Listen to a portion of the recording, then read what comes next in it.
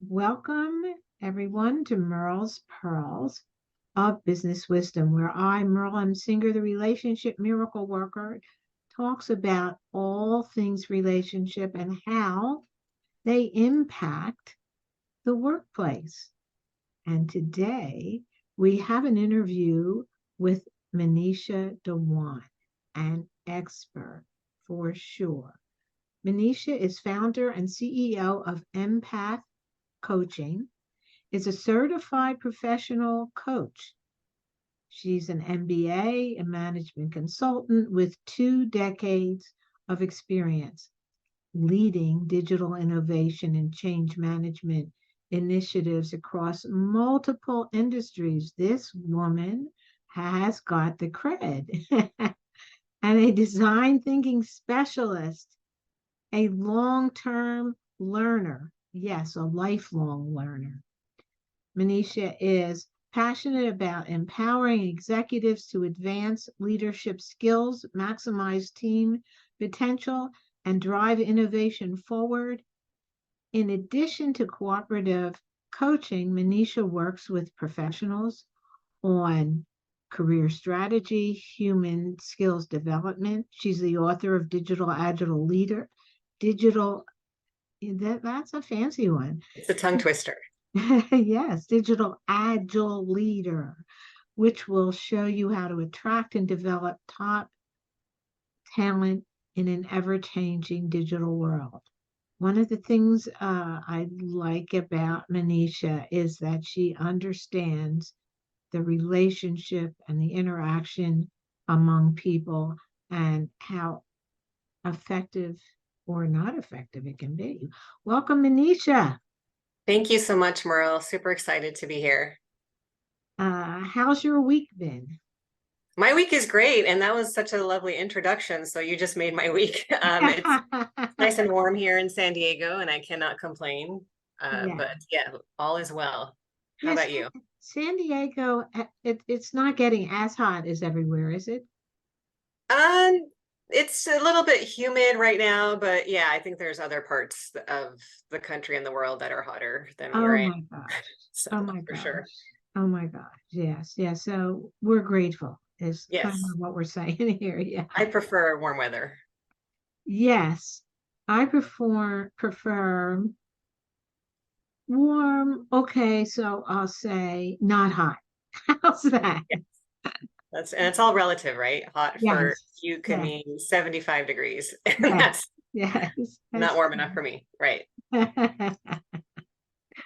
Okay, so here we are, and I was very drawn to reading about you because I think that we share similar values, and so I want to explore more of what's going on in your head. So, for instance, you talked about, and I mentioned it in the introduction, a design thinking specialist.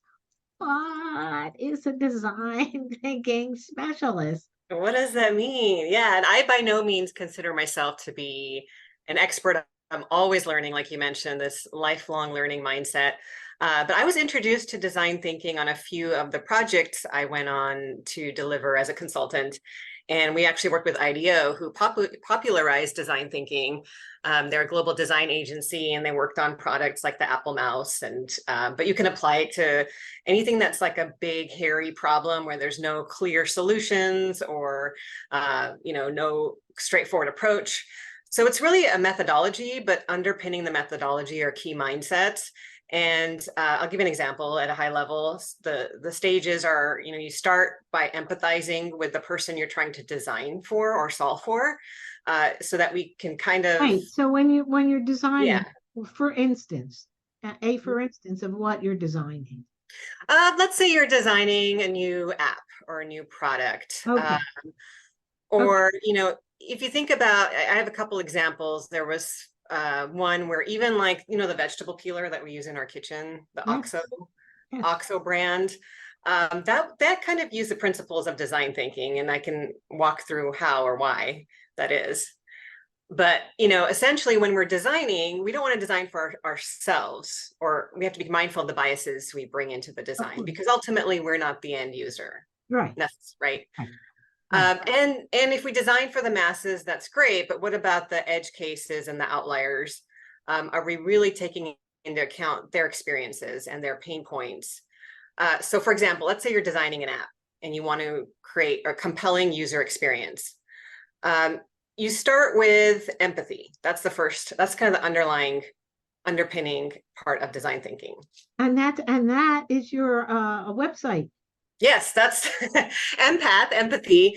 Yeah, I kind of, that's a play off my first name, Manisha, and it's the letters MPath, spinning on the word empath, which in my mind, I feel like I've always kind of been an empath and absorb the energy in my surroundings and really try to understand people's emotions and their perspectives. But then there's also empathy, which is trying to put ourselves in the shoes of others, which is not always easy to do. And, so yeah, definitely that's a play off that word for sure.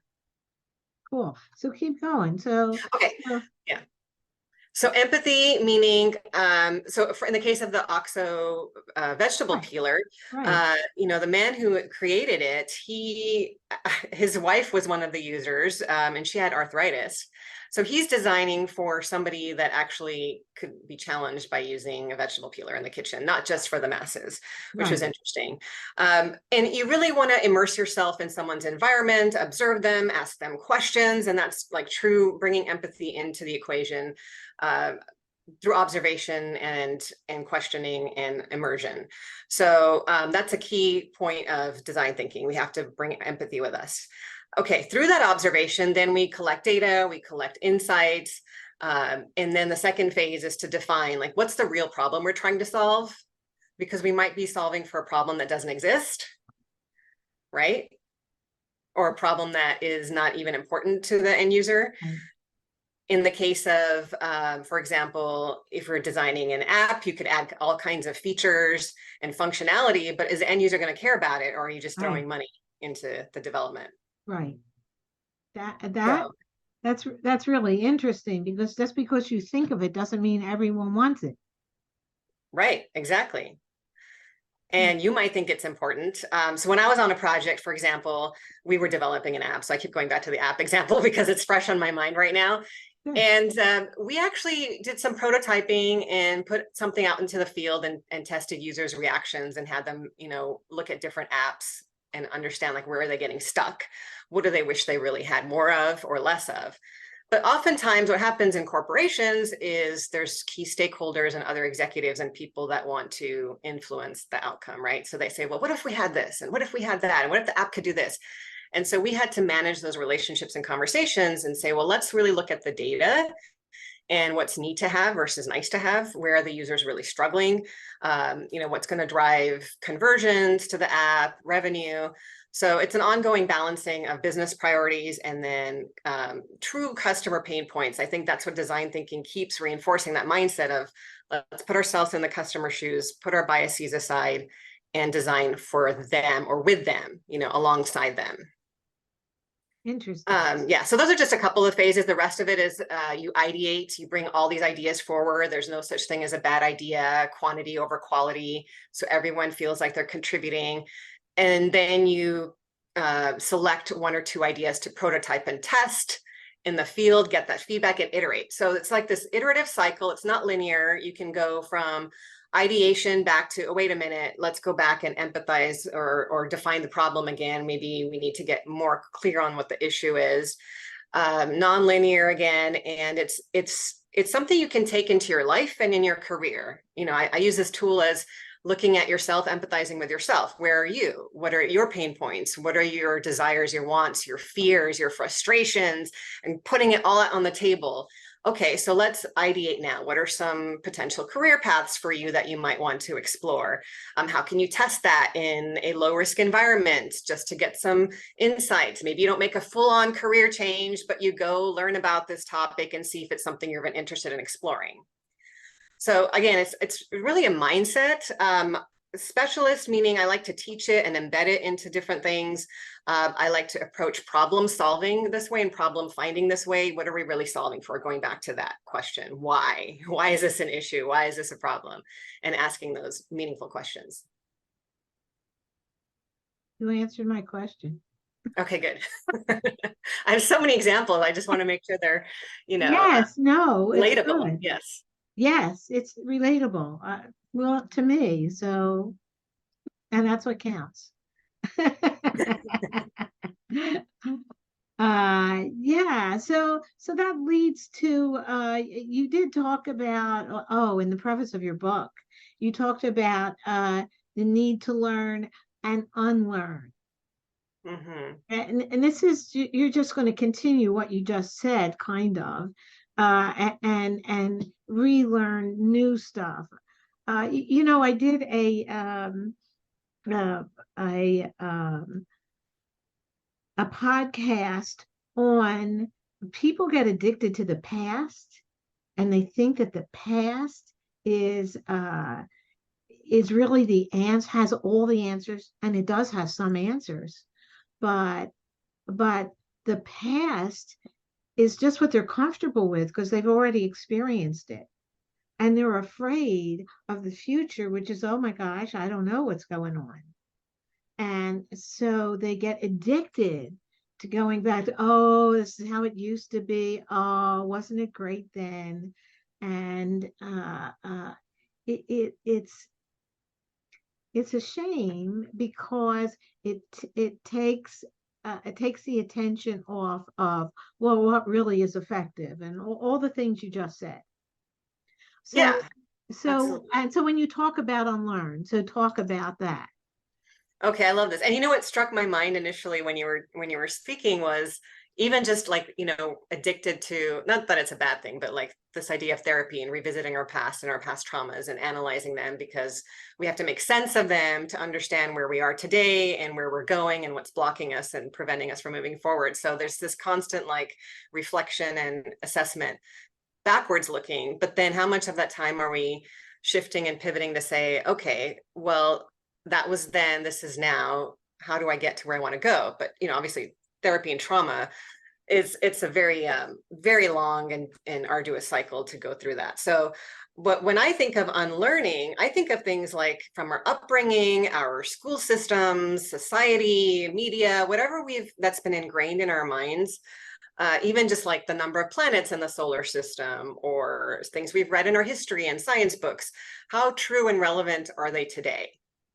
And do we need to maybe unlearn them? I love the analogy we talked about before, which is this idea of you've got closet space and you've got all these clothes hanging in your closet. Oh, right. And if you want to make room for more clothes, you have to clean the clutter, create that space. It's kind of the same decluttering process in our mind. Because things are changing so fast, it can be cause a lot of cognitive overload to say, wait a minute, yesterday you were telling me this, and today something different. Or even in the case of like if you open up something on your phone and they move buttons around, wait, it used to be over here, and now I can't find how to do this.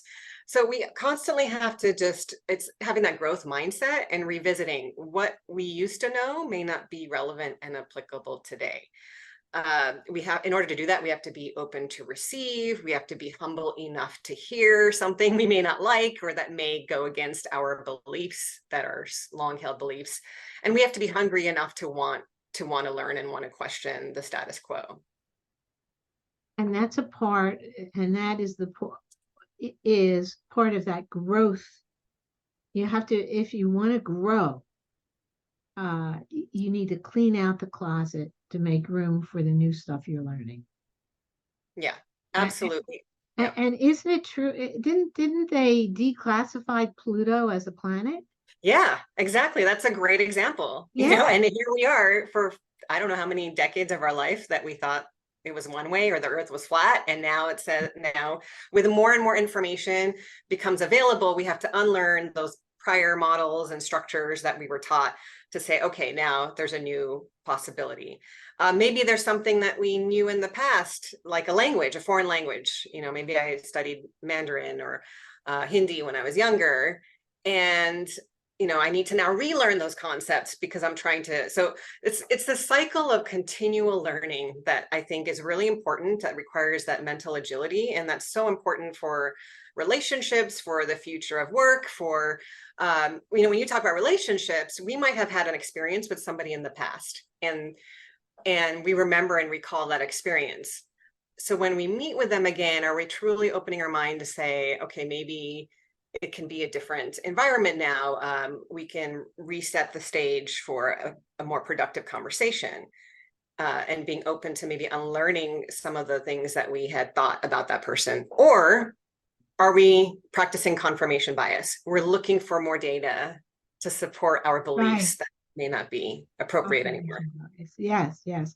Or equally, if it's a new person, but oh, that here was my last experience with a guy. So, oh, this is gonna.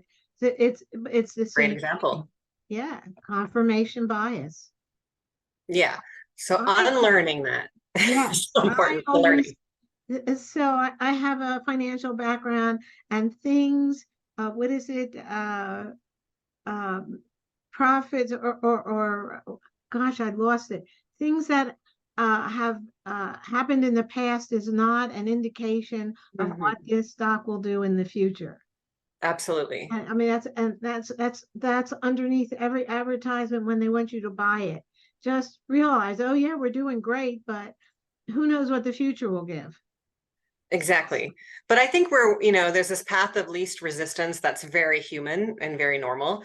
So even if something, let's say a new technology or new way of working or new approach comes out, that doesn't necessarily, it could be more efficient, it could be faster, it could save us time, but that doesn't necessarily mean it's easier. What's easier is what we've known, Yes. we've learned, and what we practice, and what's kind of embedded. But because our brains, we can rewire and reprogram them through practice, through training, through ongoing learning. It is possible to change, but in general, I think it can be challenging to unlearn what we've taught, which is why we see a lot of things we're seeing in human behavior where people are just holding really, really tightly on to habits and beliefs, even if they're not serving them, and they might be struggling to move forward. Actually, bullseye.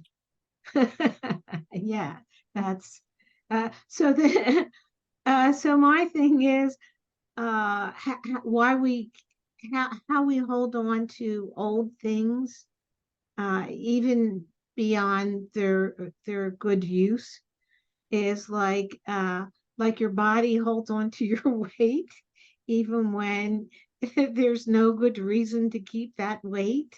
Uh, but but but you have to go past that resistance. You have to go past that into from comfort to uncomfortable in order to create a new reality. It's true weight wise, it's true habit wise, it's true behavior wise. And it's scary for people. Absolutely. I mean, even something as simple as taking something out of the closet and putting it away. Well, what happens if I lose this? The fear of the unknown. I'm being a little bit facetious here, but anytime we are releasing something or letting go or changing something in our lives, be it our weight, our health, our habits, technology, the way we work, the way companies operate, the way you show up as a leader, as a parent, there's always fear of the unknown, fear of failing. What if I'm not good at this? I can be humiliated or lose the credibility with my colleagues if I do something that's new to me and I'm not good at it right away. Maybe we're frustrated with ourselves and hold ourselves to high standards. Maybe even fear of success. What if I am good at this? What does that mean? Am I going to suddenly have like this larger scope of work or more responsibility or visibility that we don't feel prepared for? So it brings about a lot of uncertainty and fear, for sure. And what do they call it? Imposter syndrome? Yeah, I like to think of it more. I know there's a lot of conversation about imposter syndrome, and for me, even when I first heard that, I'm like, I don't necessarily like to think of it as a syndrome. So I've seen it reframed as like imposter phenomenon, instead, meaning that it's something that could be a byproduct of our external environment. So if we're in a place where we're constantly being made to feel less than, or there's a lot of obstacles or roadblocks to, invoke change, that can create this imposter phenomenon. Do I even really belong here? Do I, does anyone really see me and appreciate me and the skills that I have? And that can reinforce this internal imposter feeling of self-doubt. So it's kind of like this internal external, I think, relationship at play. But some people, in certain communities might be more susceptible to encountering that, just because they're already up against so much from an early age based on their socioeconomic status and childhood experiences, based on their race, ethnicity, it's very complex, I think, imposter phenomenon. But I think that's definitely an impediment to change. Am I going to be successful here? Do I have the resources and tools in place to be able to navigate this change? What does it look like on the other side of this transition? Even if you think about what's happening now in the job market, a lot of people are facing this imposter phenomenon. I'm now having to pivot my career or apply for a new job, and do I have the skills? Even if they do actually have the skills on paper, absolutely. right? Yes, It's one thing to absolutely. have it on paper, but then our belief systems and our Yes, bringing and all that can yes, yes. negate that. Yeah. So I'm thinking that like people that climb Mount Everest, that Mm-hmm. that are willing to go into something unknown territory that is dangerous, and that they conquer it. That once you do something really amazing to, and learn that you have weathered the fact of scariness, of unknownness, and have been successful, that by gosh, you can do it again. 1,000%. I fully believe that. I always, when I'm talking to people about, what's holding them back, it's always, well, how have you been successful in the past? What else have you conquered? How can you draw upon those skills and internal, reserves to remember and reflect on, like, you've done this before. Yeah. But it's interesting when we face something new again, like let's say you go from climbing Mount Everest to now having to go public speaking. Right, Suddenly you feel like, oh, well, this is not in my wheelhouse, and I'm feeling right. like an imposter again. And can I really do this? And all Yeah. those, circular thoughts. So I think it's really important to track our accomplishments, remember them, reflect on them, and continue to build that sort of like support system around us that reminds us that we are capable. Yes, yes. And what you're saying there again is you can't do it by yourself, that you need those people around you. And so pick them judiciously, and water them like the flowers, so that they grow, and and that you do have this big support system. Yeah, That's I think that's a huge part of it, because you can only do so much alone. And then if there's people around you that are kind of bringing you down, that's going to impact how far you'll go. yes, yes, yes, yes. We're I have another question to ask, but uh, do we have time for that? Yeah, we've got 10 more minutes. Is that okay? Okay, okay, Sure. good. So since we're talking about all this, I think you should talk about yourself and how you've reinvented yourself. Well, thank you. I appreciate that. And sometimes it was on plan, and sometimes it was forced upon me, and I had no choice. But I'd love to talk a little bit more. And I also this is what inspired me to kind of write my book and describe my journey and about change. But for myself, I grew up in my parents came from India as immigrants, and very, very humble beginnings, did not have the lifestyle that they were able to afford me. So I'm very grateful for that.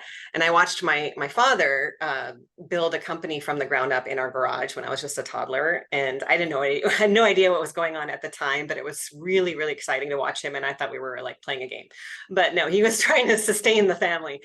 So eventually I ended up working for him, as did, most of, I think all of my siblings, most of us, we had some tenure So there. so Family what business. was it? What was the Yeah, so my dad's a chemical engineer by trade, and the company name is Applied Membranes, and we manufacture and distribute equipment and systems and components to purify water for different applications, like oh, pharmaceutical, dairy, agriculture, food and beverage, drinking water. I mean, there's so many applications for water. So a very resilient industry.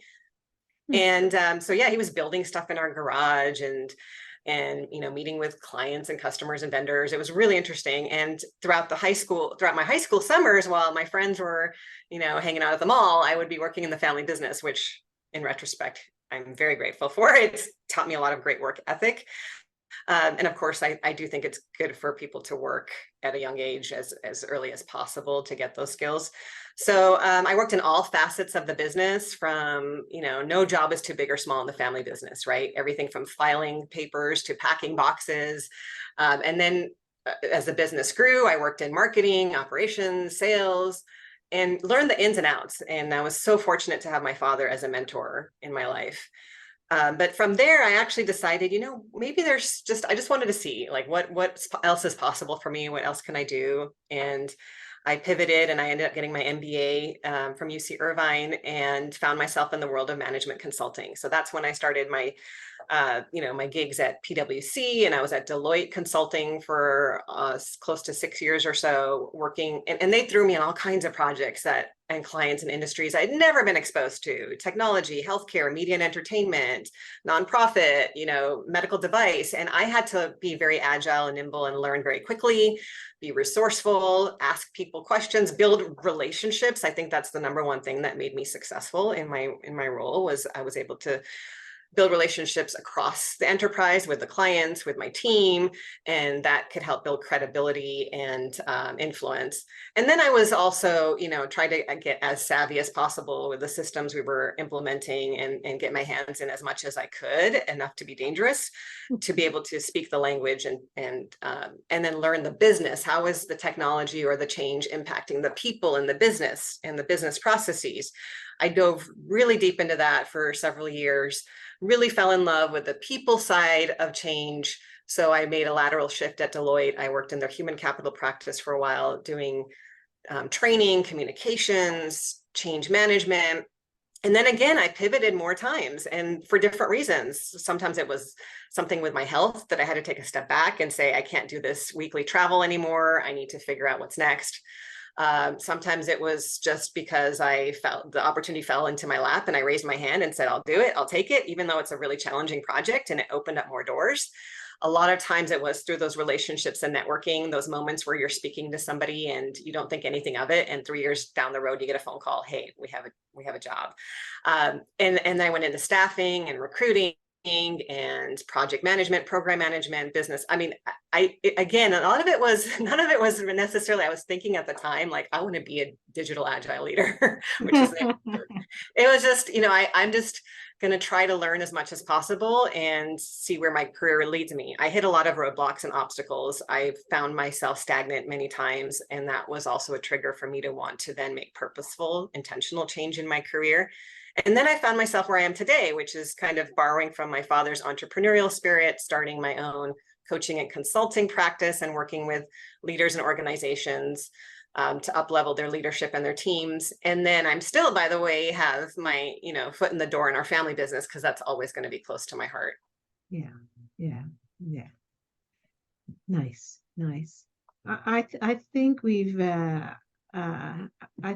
used up our time. Okay. And it's been a pleasure. And yes, it has. I've really enjoyed my time. Thank you so much for having me. And yeah, I look forward to staying in touch. yes, yes, thank you. And thank you, everybody, for listening to my interview with Manisha Dhawan. I got That's right. So I like the one. Dhawan. One. Okay, I got it. Please find her at empathcoaching.com and buy her book, The Digital Agile Leader. Said it right. Thank you for listening to Merle's Pearls of Business Wisdom with me, your host, Merle M Singer, the Relationship Miracle Worker. You can find this episode and all past episodes at relationshipmiracleworker.com/podcast, as well as on Spotify, Apple, Amazon, and all your other favorite podcast performances. Thank you, everyone. Bye. Bye, Manisha. Bye, Merle. Thank you. Thank you.